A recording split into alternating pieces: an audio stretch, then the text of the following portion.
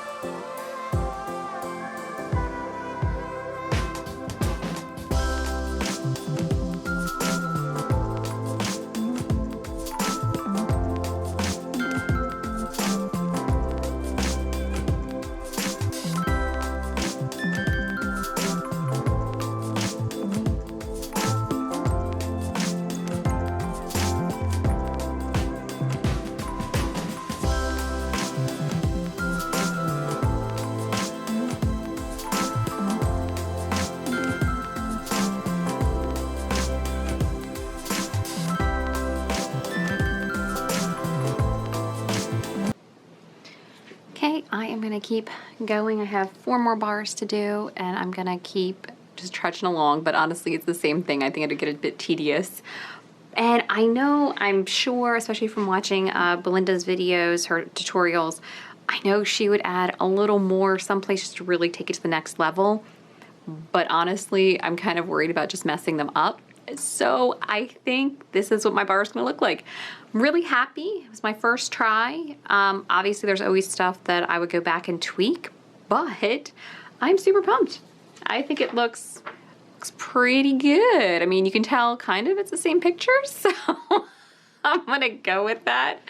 But I hope you guys enjoyed this video. Thank you so much for watching. If you have any questions about how I did this, please leave me a comment down below. Or if you just want to tell me what you think, please let me know. Thank you guys once again for watching, and I will see you guys later. Have a great day.